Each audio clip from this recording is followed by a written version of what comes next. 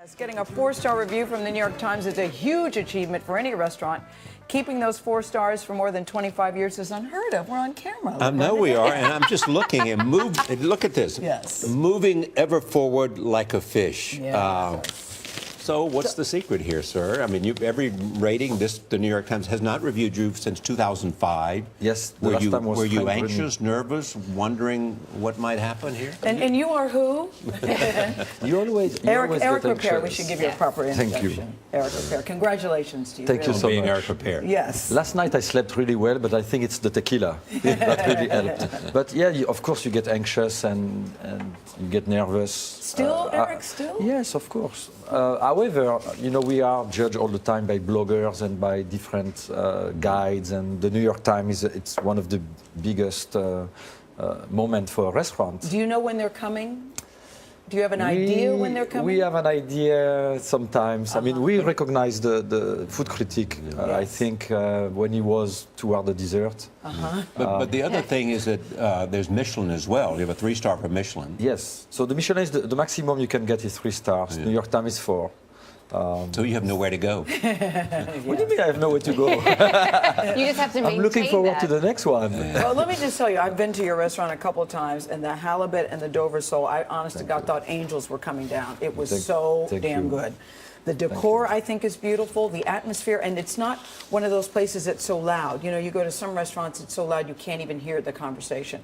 So what is it that you want people to feel when they walk into your place? It's an experience, I think, that you create there. Yes, and it's what we want. We want people to come, and everybody's seeking for a different experience. And we really have to deliver for what the people are dreaming of. Some people just come for the food and they are real foodies and they focus on the quality of the food. Some people come to celebrate, some people come in business and so on. However, in between the wait staff and us in the kitchen, we are here to make the moment memorable.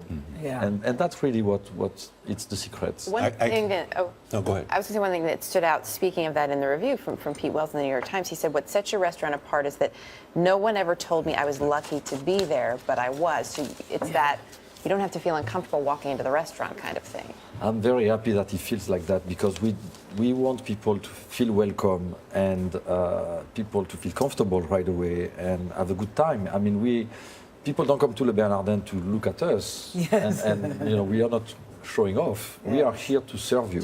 We are here to make sure that you have a great time and hopefully great food.